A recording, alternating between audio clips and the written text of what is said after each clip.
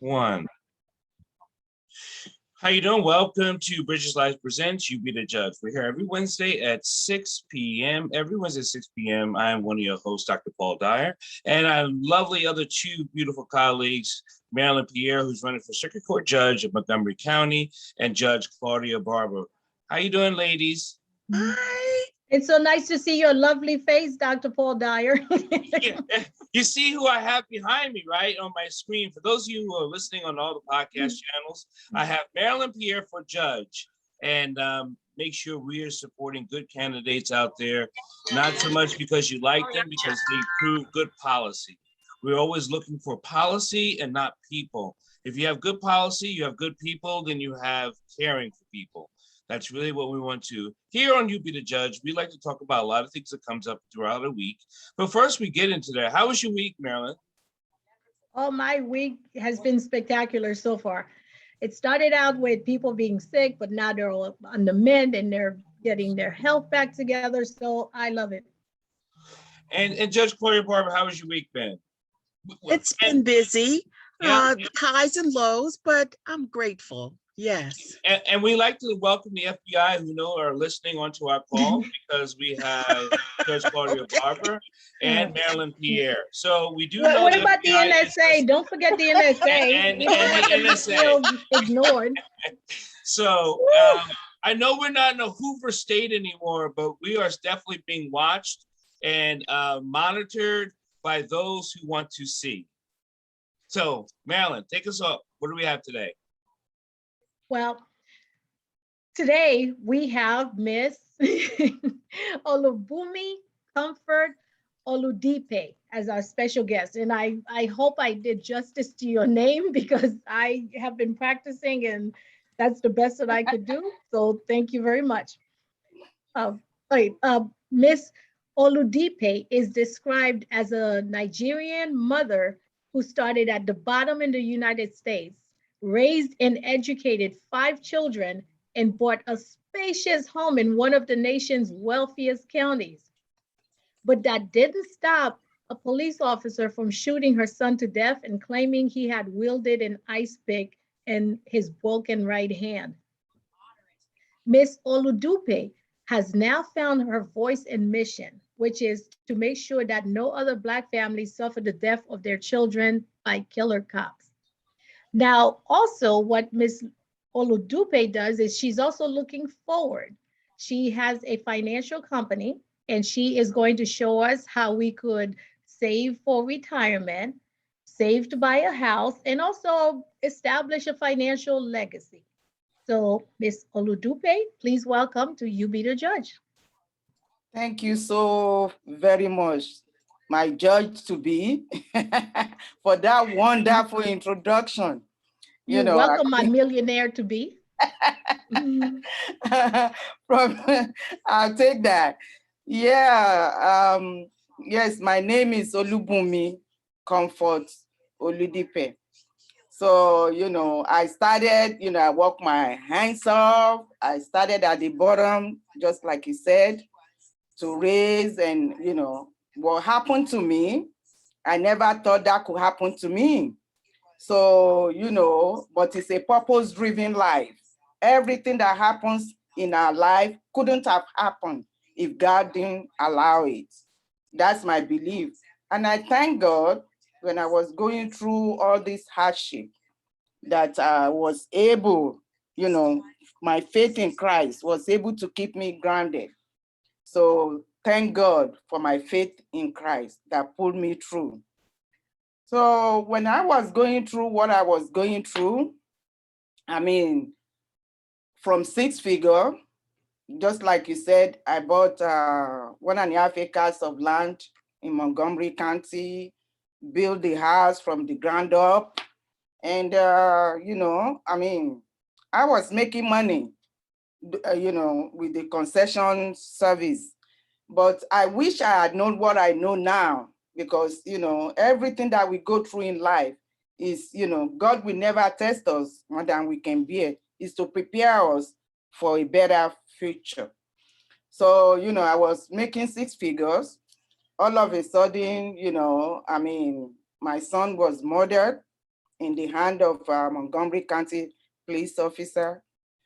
You know, I mean, everything changed. Lose my home, lose my business of over 30 years. And, you know, I mean, thank goodness I did not lose my mind. So, you know, if not for the prayers Can we, I'm so sorry. Well, actually, I'm not sorry to interrupt because I am interrupting. And can you tell us why it was that, you know, your son died and that resulted in you losing your business and your house, and you said you even almost lost your mind? Yes. Or oh, thank God you didn't lose your mind. I'm sorry, is what you actually said. So Yes. why is that? How did the death of your son make these other things happen in your life? That's where I'm getting to. You know, I mean, the pandemic that hit us a couple of years ago in 2019/2020, you know, I mean, over 700 lives were lost here in the United States. And mostly by who? Minority, of course. And then 45,000 jobs were lost. Also by who?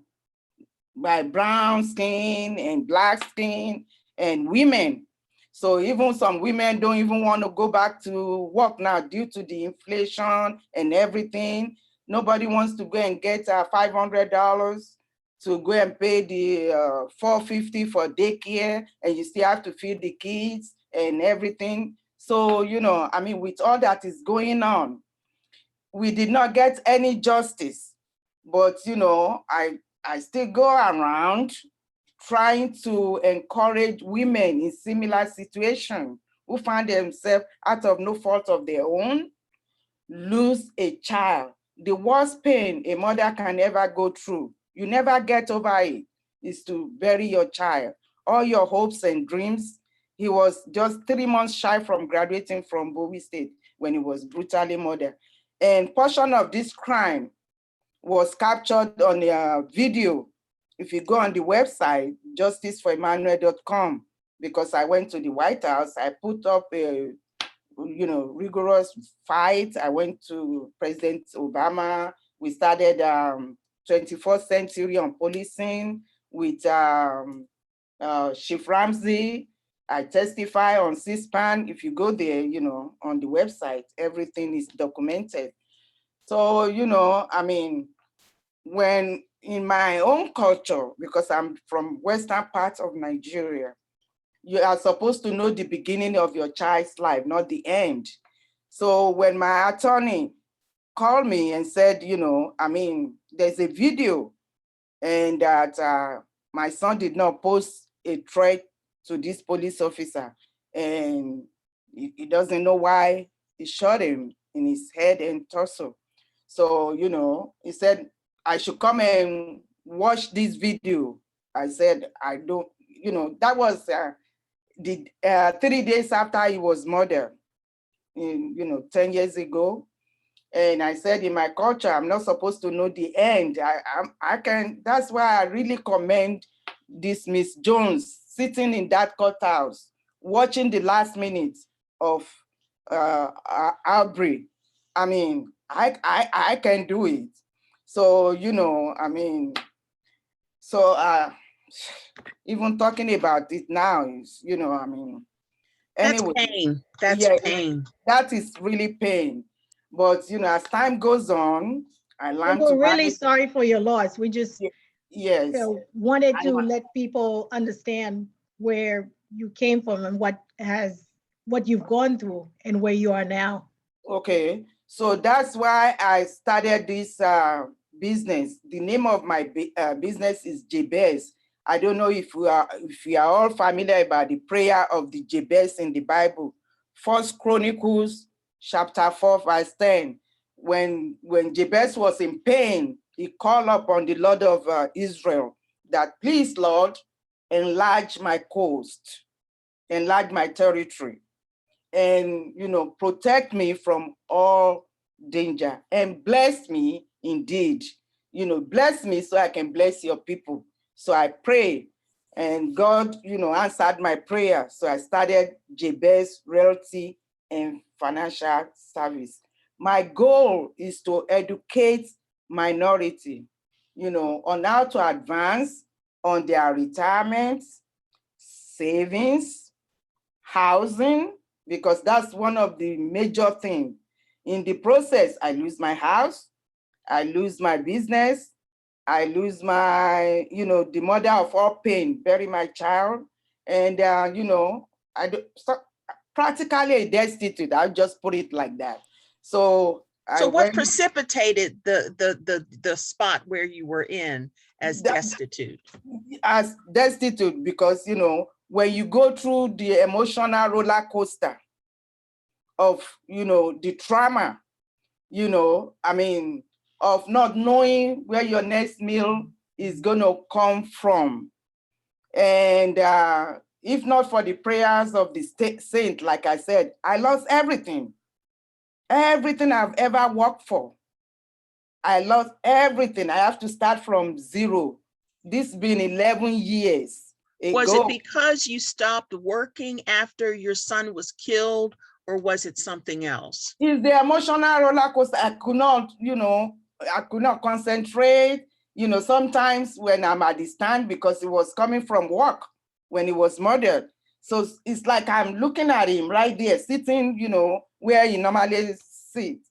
So it's like I'm looking at him.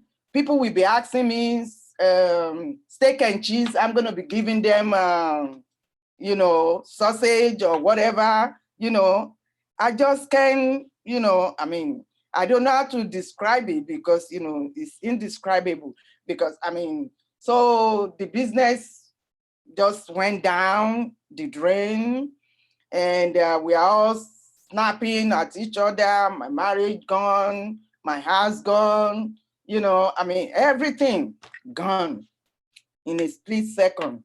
Was it because of contention as a result of your son being killed? Yes, because I never thought that could happen to me.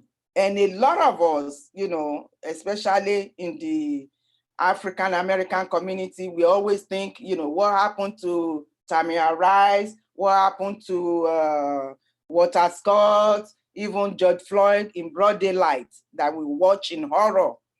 We always think, oh, that is other people's problem. It will never happen to me. I don't even know anyone that stands in the street corner selling drugs.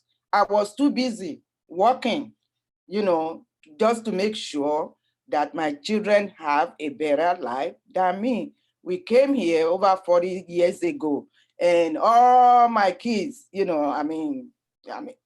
from reputable school, John Hopkins, MBA, University of Maryland, my eldest son, him and his wife, I don't know anybody that stands. So it was like, it hit me like a ton of brick that, almost cost me my life or my mental. But I thank God today. So when you go through this trauma. Okay, just one moment. Teresa has a question. Okay. Yes, it's not so much a question as listening to Miss Olundepe's testimony. It tells me that all of the parents of victims of police violence, it just doesn't stop with the person who's the victim. It just reverberates throughout that family, throughout. So that she's the first person that I've heard really talk about the impact that has on her. I've never heard another mother who has suffered that really sit down and say how one bullet or multiple bullets in her son, how that affected her, how that affects the whole family structure. That is what I wanted to make the point about. I just like a very good point. Yeah, I think that's an excellent point. But I also want to also put it in a perspective of losses in general when an injustice has been committed. Yes. Because a lot of times when people are targeted or you're on the victim side of injustice, let me put it that way, yes, you will see certain tactics used to bring people down. Sometimes it's to financially drain you. And the other part is to impose a mental burden on you, if you will, that will get you, that, you know, they don't care that you get to a point that you're about to lose your mind. They don't care. You know, same thing. They don't care if they financially drain you down to nothing. Yes. They don't care. You know, it's their callousness, just like the Emmett Till story. It was their callousness. They were acquitted of those charges. Okay. None of these police officers were ever charged. None. Yes, but I'm talking about the story of Emmett Till. When you have an injustice just like that, you have a family there. You have the mother, the surviving mother, who had to bury her child. Yes. But to the extent that the assailants that attacked her son and killed her son, they were acquitted of that. You know, they don't care. It's a callousness. And that's all part of this race war.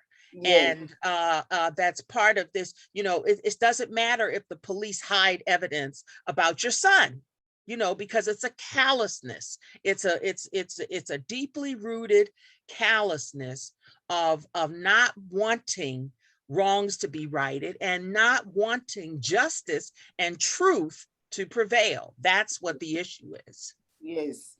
And that's where, you know, that's why I started, you know, J-Best Realty and Financial Services, just to, you know, I mean, whatever I can do to uplift minorities, especially women, you know, so that we can advance on all this retirement, on our housing, on everything, you know, that we as a mother, that we need to do to move on.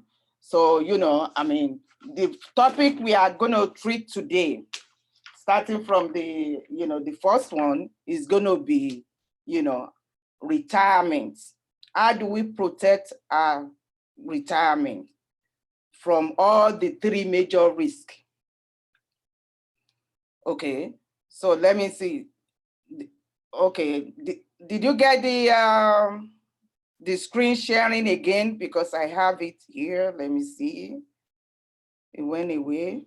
Okay. Yeah, I did. And you could start again. It was just like you had the same thing. Okay. So our topics for today is retirement. And you can share screen if you want to share screen. Okay. Can you see my screen now? Not now, but try again. Okay. Retirement, savings, housing, and legacy. So the first one is people work for two reasons: to create a standard of living while working, to have enough money to maintain that standard of living throughout their retirement. So, you know, there are three major risks. The market risk, which is, if you have been in the market lately, you know, I call it's like a gambling to me, because the market is always up and down. And if you are not careful, you can lose all your hard-earned money into the, you know, into when the market goes south. That's it. And the other point I want to make is the tax risk.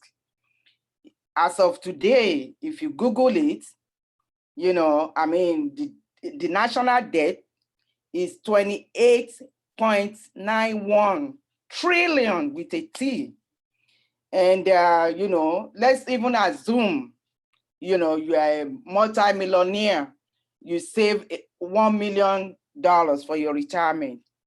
In 10 years, with, you know, with the inflation and all this, you know, up and down with the taxes, Uncle Sam will take half or 60%. So your 1 million is now 400,000 or 500,000.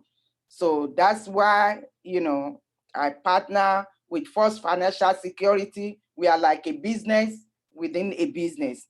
So these are the risk and the health risk. which, I mean, I've seen so many people go bankrupt, there's like a death in the family, like it was in my case. And then, that's it. I mean, you go bankrupt, and then, but with the Index Universal Life, which is the solution that we, Index Universal Life, your principal, your money is protected. And then, I mean, from taxes in the year 1927, the taxes went through the roof. It was 93%. And on this chart, this is the lowest we have ever been. In 2018, the tax rate is now between 35 and 40%. And nobody has the crystal ball. There's no saying maybe it's going to stay, this low. So with Index Universal Life, if you have your 1 million, your 1 million will never diminish to, 500,000, because it's going to be tax-free. It's going to be tax-free. So, I mean, you are protected. That's why one thing I like about Index Universal Life, that no other, Black person will, suppose, you fall sick, stroke, whatever. I mean, you are protected with Index Universal Life. And cancer and all this, I mean, you are saved, which is, why I started these financial services.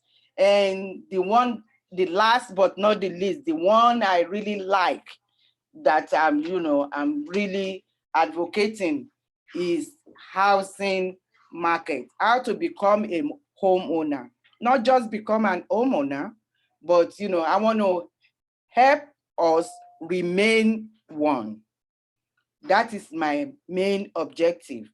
So, I'm an REO listing agent for HUD. HUD homes are of value.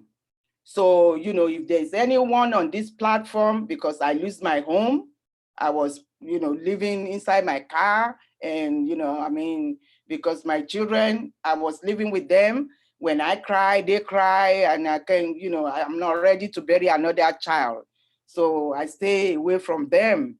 So sometimes we stay with friends, and, I mean, so housing, I'm very particular about that, so that how to help minority be a homeowner. And if you are familiar with Good Neighbor Next Door, I don't know if anyone on the panel, can tell me what is a good neighbor next door. Is anyone familiar with Good Neighbor Next Door that HUD homes have? I'm not familiar with it. I don't know if anybody else is. Okay, Good Neighbor Next Door, those are the police officers, firefighters, teachers who are employed, full-time from pre-K to 12K. And, I mean, HUD, we give a house that is like a 500,000 for half price.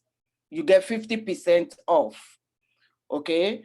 But you have to live there for 3 years. It's an incentive for people to go into teaching, and for people to be EMT, and to, be a police officer or firefighters. So that is the one I really like. But they will check on you, because people will just buy it and say, okay, I'm going to live there for 3 years, and they turn around and sell it.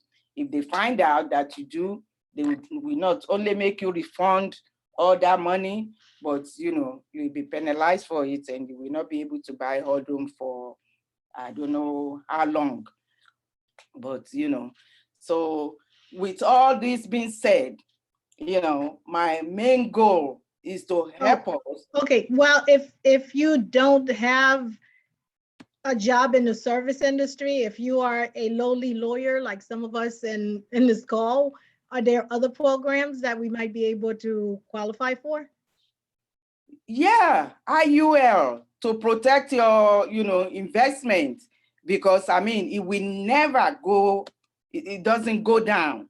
your risk is, your money is protected. If the stock market goes down, let's say you put $500,000 in the index universal life, if the stock market goes down, the carrier, which I'm not, I'm just a broker. So what I do is that, I will sit with you, find out your needs analysis, what you really need. If you have children who are underage, if you have a husband, if you have a mortgage, I put all that into consideration. It's called the needs analysis.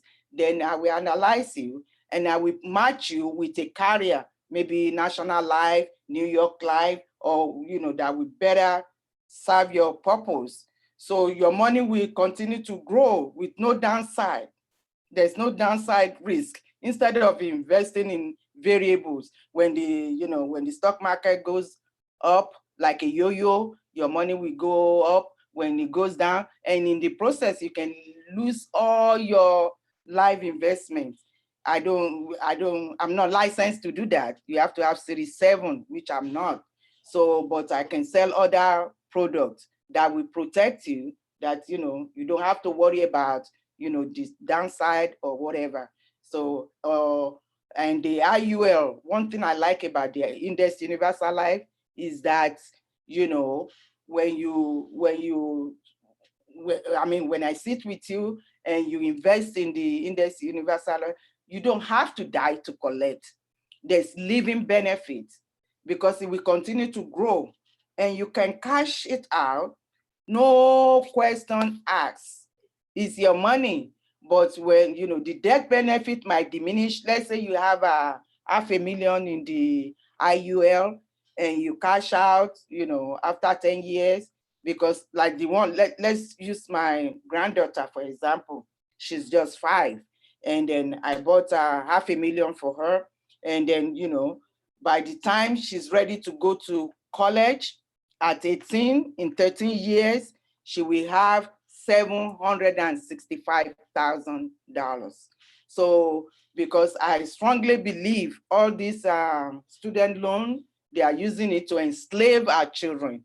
Because like my daughter that gets a student loan for environmental engineer from Johns Hopkins, I don't know, maybe she still have about 20 more years to pay. But Ava is protected, until PhD, and the death benefit will still be there.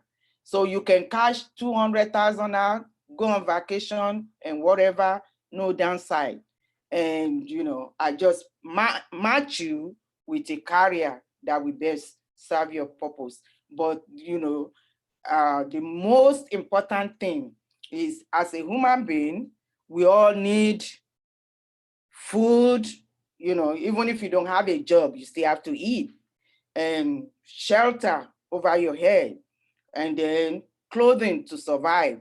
So, housing is place because I lose my home, and, most of us now, after this pandemic, and it's still growing, people are still dying. So, and it's mostly Black, brown skin, and, all this minority, especially women. We are suffering. So, and if there's anyone on this platform or you are listening to this podcast and you are interested in becoming a partner, because like I said, we are self-employed, but we're a business within a business. I joined First Financial Security platform so that because they have training, they have their back office 24/7, that if you can go there anytime, and then, and I work for Department of Housing and Urban Development to promote homeowner occupancy. And then because of what I've been through in my life, I just don't want to help you purchase a home. I want to help you remain a homeowner. So I have all the experience and all the knowledge through trauma. And then, whatever doesn't kill us can only make us stronger. So now I'm ready to pick up the pieces and help as many, minorities as I can. So if there's anyone on this platform who is listening and have any question for me, because I don't see why everyone listening now, don't you all have a car insurance? In the state of Maryland, where we reside, especially in Montgomery County, you dare not drive a car without car insurance. And those of us that have home, you must have a homeowner. Why can't we all have retirement insurance to promote, to protect our legacy? It's a must. It's a must, and it's not going to be absorbed. You need to, even if you have $1 million in your retirement, you need insurance. Well, I think you make a very valid point. Yes. And I just want to point out that everybody's money is green. So, whether you're polka dot, orange, purple, hey, if your money is green, you would be willing to help that person out. So, and I understand you want to help educate people who are not necessarily being targeted for these sort of financial packages. And I don't mean to put a damper on what you're saying, because it sounds very good. It sounds very reasonable, but I know with inflation being what it is, if somebody used to have $100, that $100 is not going to go as far as it used to. And what you're asking for is money that's left over after people have met their necessities for them to invest. Am I correct? So how is the inflation, and how is the fact that inflation is rising so much going to affect your business or people's abilities to buy? That's exactly my point. With Index Universal Life, all this, protecting your principal, the risk of losing your principal through the, variable products. Variable product is when people, when they trade in stocks and bonds, when the stock market goes up. With IUL, with Index Universal Life, you are protected. It depends, we put into consideration your age, your health, and how much can you afford. Just like car insurance. When you buy a car insurance, for a brand new car, they're gonna tell you for this car, pay $300. It depends on, how much you can afford and your age and how much you want to buy. So, you are protected. It's going to be growing. It's going to be growing. That's why, this is not the platform for that. If there's anyone who wants to invest on their retirement and insure it to make sure it doesn't go down. It's never go down. It's not like, like a gambling, like it's going to go up with the inflation. You are protected, tax-free. It will never go up, go down. It might remain the same. That's why, I wish I can share this, the slides with you. I know you can hear my voice. Oh, you have can you see it? Yeah, you could just press share screen and we will be able to see. I pressed screen. It was, it went away because I'm looking at the index product offer gains without losing. Okay, why don't you try sharing screen again? I press share, and yeah, you shouldn't have a problem sharing screen. I saw it a while back, and Jim already left now. Oh, my sister already left. Well, okay. So, that's why we need, whoever wants to invest in their future, or if you are interested in housing, because housing is a form of investment too. But, I'm going to show you because I know what it means not to have a place to lay your head, because in the process, I lose my home, I lose everything and everything that I've ever worked for. I don't want any other person to go through what I've been through in my life. So that's why I took it upon myself to go around to all, all the festivals and, to go around and let people know that there's always light at the end of the tunnel, and whatever doesn't kill you can only make you stronger. But you have to make the first move, on your retirement, on your savings, and on your housing and legacies, so that, we don't, just like my motto says, Proverb 13:22, a good man leaveth an inheritance to his children, and the wealth of a sinner is laid up for the just. So, we just have to play our parts, and then, God will crown our effort with, Thank you, Comfort. Does anyone have any questions for Comfort at all that they would like to ask? And I think, Marylin, you made a good point about times getting harder, inflation going up, food prices going up, shortages on certain items, and gas going up. And to take a step back and to take a look at your finances may be very emotional, and yet still there's a need to do so. So does anyone have any questions for Comfort at all? About housing? I think Patricia's singing to us. Yeah. The question I have, I can relate in many ways. I'm 52 and starting over at ground zero. Health issues, a short-lived marriage, and everything just fell apart.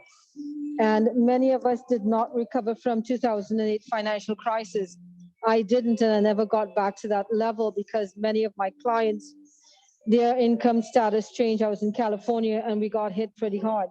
So how can someone like me, and I'm here to the East Coast, rather new, starting literally at ground zero, doing 2 jobs at 88 hours a week, trying to make it. I can't even afford an apartment because they're looking at my credit. Not that I have no evictions. They're saying your credit score is low, regardless of life circumstances. How can someone like me actually get back on their feet? I'm not saying I'm flat down. I've come a long way.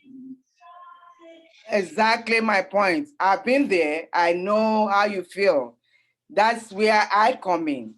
So, just like I said earlier, you are 52, you are still, within the,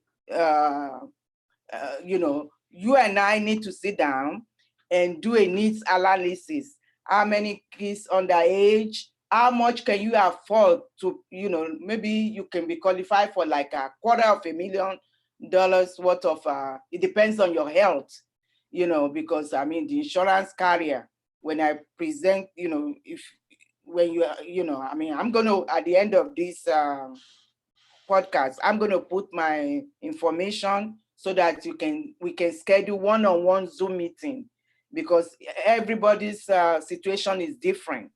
So, it depends on how much. If it's like $50 a week that you can afford, we can get you, life insurance for at least maybe $125,000.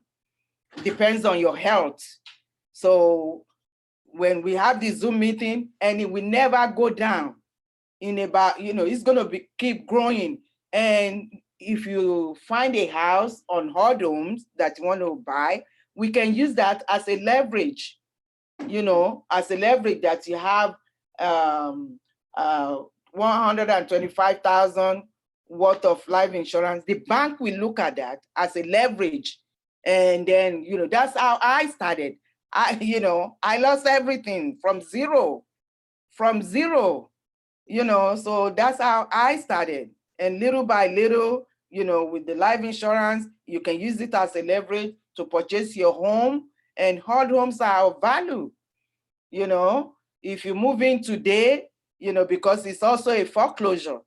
when you default on your FHA loan, the government will give it to me to go and sell at a lower, you know, once they approve you and you move in today, you know, you already have equity in that house. So we can start by little, whatever you can afford, you know, I mean, it's like investment. And you can roll over your 401k if you have that. If you don't have that, you know, when I meet with you, I'll be able to assess you and put you in a program that will get you back on your feet. That is my purpose. That is my goal, to, you know, elevate people. Thank you. I sent my message directly to you, my phone number, because I've got to come off the pod, the view right now. Yes. But I look forward to hearing from you. Okay, not a problem.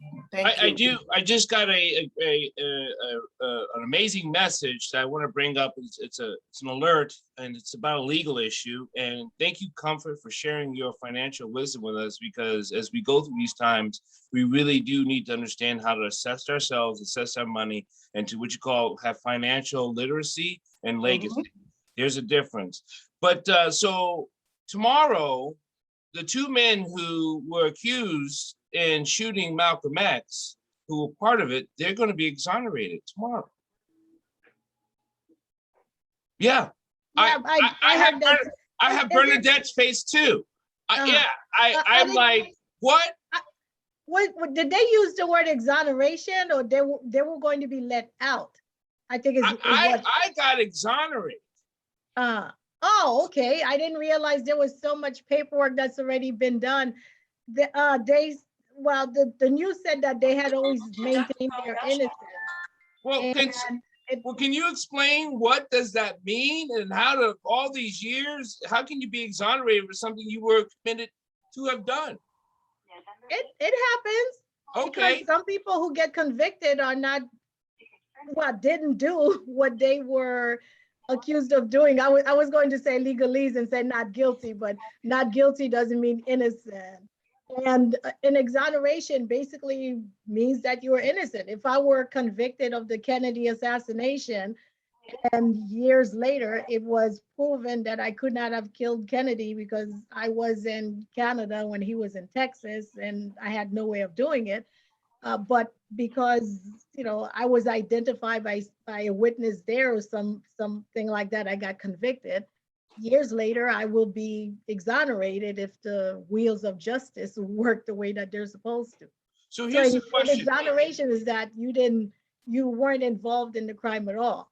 Okay, so if they were not involved, does that mean, or could it mean, that they have found out who is involved? I think it just means that they have found out that these two particular people were not involved. Well, because there were 3 people who were convicted, right? Correct. Yeah, so 3 people were convicted. They have found out that these 2 particular people were not convicted. And maybe it was just the person who was convicted and other people who were involved. Maybe there were 3 people involved altogether, but not these 2, some other 2. Right. So what I'm saying is, does this also mean that there are 2 other people they have light on that could be convicted over this crime? Could it not be? Well, not necessarily a set number, but it just means that's all it just means. It just means that these 2 particular people were found not to have been involved at all. They have no guilt in reference to this matter. Okay. They're innocent. I don't know why they are innocent in reference to what they have been accused of in this particular situation. It could mean that there were 20 other people who were involved in Malcolm X's murder, but those 20 do not include these 2 who were exonerated. It is shocking. I mean, when I heard that today, I said, "What?" I'm shocked. I didn't even know that was a thing. I thought that the 3 who were convicted were the ones who were guilty of shooting him. And yeah, such a tragedy. Oh my goodness, such a tragedy. Yeah, Bernadette, did you want to say anything?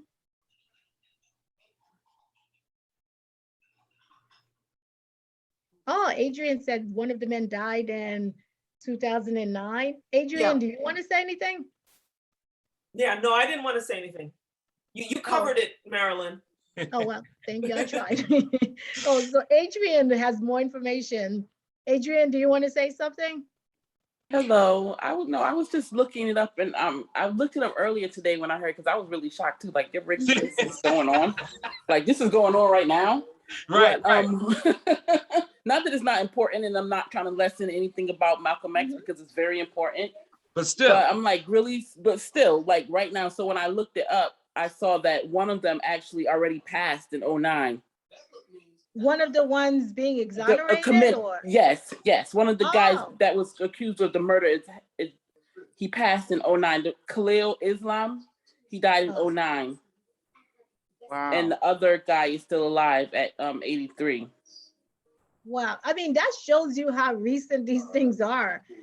Mhm. I've got clients who are over 100 years old, and I was just 83, and you know, and that also tells a lot about the justice system, because if these two people, well, I shouldn't say if, these two people were convicted and have been found not to have any involvement in the crime. And we often talk about how some people need to be convicted and they have not been convicted.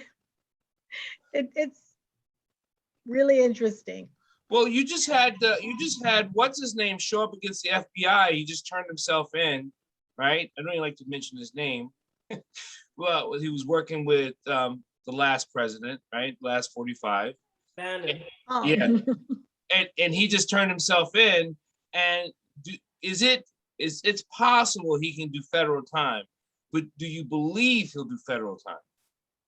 Well, first of all, I want to talk about the courtesy of him being able to turn himself in. It's nice. Because a lot of people don't get that courtesy. A lot of people, that's why they had to talk about, well, you can't have no knock warrants. You can't have no knock warrants between such and such a time, because some people just, get their doors, pushed in. So Or wrong doors pushed in and still shot. Exactly. Wrong doors pushed in and still killed. Yeah, and still no convictions. So No, it's still no convictions. so there's all of that. But I like the idea of him getting that courtesy. I'm not saying I don't like it. I just wanted to point it out. And I think it's too early to find out what's going to happen in this case, because he might decide that, hey, I'm fine. Congress wants me to come, I'll come. And since I have charges pending against me now, I just take the fifth. And has everyone been watching or peeking their nose into the trial and jury selection and what's going on has anyone have anything to say about the recent trial going on? Kyle Rittenhouse's Yep. trial? Yes. I mean, we had a call on it last week. And by the way, my deepest condolences, Comfort, on your loss. Thank you. I'm so sorry. He's in a better place. I'm so glad. I'm so glad that comforts you, and Yes. you'll always be comforted by warm memories of him. Yes. But anyway, sadly enough, all of these cases relate to your experience of how Yes. our justice system works. Who is prosecuted? I think there was a Pew Research study that the race of the victim is the most significant indicator of whether there will be a prosecution. Yep. Even more than the race of the perpetrator. It is the race of the victim. And that's a sad indictment of our system. As in response to your question about the Rittenhouse trial, Marylin covered it in great detail last week, right? You had a lot of great information. But the one thing that I've the last thing I saw on Twitter, some of the last things I've seen, of course, that the jury is still deliberating, that there is one African American He's gonna be member. not guilty. You know he's not guilty. Which Yeah, one I of mean, them that's what it whatever? seems like, because of course the judge highlighted with impunity his bias. I mean, he wasn't Yeah. only biased, he was He was treated like he was his son. He was thrilled to show his bias. Right. He right. was he was like, I dare you guys, I dare the media, I dare the system to call me out on my biases. I mean, that's how bad it was. And so that it the kind last of thing I heard, I'm sorry. It kind of goes back to that judge we talk about in Louisiana and how In she's Tennessee, you able, mean, I think. yeah, how she's able to get away with this. And now we have a recent case with a recent judge who is obviously has chosen, who has made this decision. Yeah, well, I do have to correct one thing that I should say, I have been educated about one thing that I said last week. Last week, I said that the prosecutor had a very strong case in reference to the weapons possession. I was told that according to Wisconsin law, they do not have a very strong case because Rittenhouse, being 17 at the time, could not own a gun, but he could own a rifle. Correct. And I'm like, excuse me? But they said that's Wisconsin law, so they might not even get a conviction on that. No, they won't, because because the black rifle is just a rifle. It doesn't matter what you want to call it, still a rifle. Still classified as a rifle. Yeah, and so a lot of that goes into that. I've also been paying attention to the Armand Arbery case. One of the lawyers, I'm sitting there going, oh my gosh. And he even starts out by saying, I know these other two lawyers don't agree with me, but I'm defending this, client. And so I just have to make the objection for the client. The lawyer was objecting to the fact that the Reverend Jesse Jackson was in the courtroom.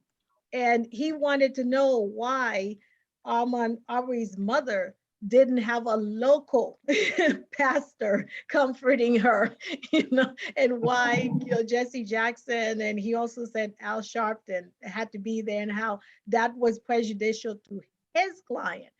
And I find it interesting as well. They said inside the courtroom, the family members of the defendants are sitting in front, and Armand Arbery's mother is sitting in the back row. So she has to sit there while the family members, I guess, talk and do whatever it is that they do, and show their support for the defendants. And I think she was shown a picture. She was shown something was shown to the jury, and she was in the courtroom and she whimpered. And that same lawyer had a problem with her whimpering because she saw probably pictures of her son in a state that no mother should ever have to see. Well, Marylin, I'm glad you focused on this particular point, the Ahmaud Arbery trial, because I have concerns about the behavior of the defense attorney, how he's allowed to get away with what he gets away with. Now, people should stay focused on this point. These lawyers that are practicing law in this courtroom are considered experienced lawyers, because they're not going to take a capital case like this and they're just fresh out of law school. But more importantly, see, this is how people like that get to the bench. They do high profile cases.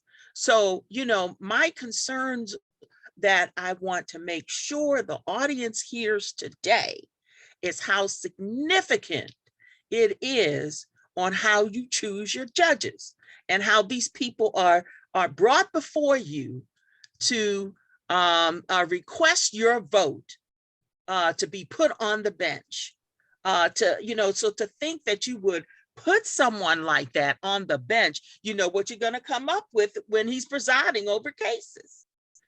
You know, you're going to see strong biases manifest themselves in the courtroom. So that's why there's racism in the judiciary. And when things are happening far away like that, I like to bring it closer to home. Because people would be saying, well, things like that happen in Georgia, they happen in Wisconsin, they don't happen in Maryland. Well, in Maryland, one of the people that Hogan appointed for judge is this former prosecutor who was so racist that the black law enforcement officers in his county sued him for racism. So not just the black defendants found him to be racist. Black law enforcement, and he was still appointed. He was still voted in. Can you say who that lawyer is? The judge? No, a judge. He's a judge now. If you give me a second, I will look up his name. And here's what's fascinating. When I flip through the channels and watch these cases, and I read the cases more than watch them, no one's talking about the prejudice that's going on in the courtroom and how these clowns are acting. No one's even pointing it out. Matter of fact, they turn it into a positive action and how well they're doing and how well they're going over the case. And well, I hear a lot of noise. People just put on mute. If you're not talking, put it on mute. You made a really good point about no one is pointing out the racism, because I'm sitting here watching it and I try not to watch it because these things depress me and I don't want to be depressed, because when you sit and you watch, and it's like we have come nowhere, you know, like they say we've come so far that this is like such a backwards case to me, in my personal opinion, with the things that this man is allowed to say. When he said about the black minister, and I'm like, why is he even highly insulting? Insulting. Like, why is he even saying that? Like, why is that even coming out your mouth? Like, I don't care if you're in Georgia, I don't care if you're in New York, you should never stand in the court of law. You shouldn't be anywhere and say things like that. But perpetuating racism. Yes, and over the time when we had our former president, and I'm not passing judgment or criticism, but he made those things okay. Like they were waiting for someone like that so they could say the things that they're saying now. Because now, when it was a little, we knew it was there, but it wasn't so blatant, right? You know, in our time right here, now it's become so blatant. Like they don't care. Like they do not care what they say, because they can say and do whatever they want to do, and it's okay. I agree. That's why I said, you know, the strongest woman in that courtroom the other day is Miss Jones, the mother of Albrecht. I can sit there, watch the last minute of my child, and somebody telling me that while all the black pastors are here, these are pastors that happens to be black. I mean, they are here for moral support, and I've been to, you know, occasions like that to, you know, to mothers who are in similar situation, just for moral support that, you know, don't worry, everything will be okay. You know, I mean, you get through this and everything. For him to make that kind of comment, and that mother is sitting down there. Bernadette, what were you going to say real quick before we get to midterm? Oh, I just wanted to say that I put the information. Oh, sorry, Bernadette, I couldn't hear you. Yeah, I put the information about the judge in the chat. Okay, go ahead, Bernadette. Yeah, no, I was just going to quickly say that there are a number of news outlets that have been accurately focusing on the racial aspects of these cases.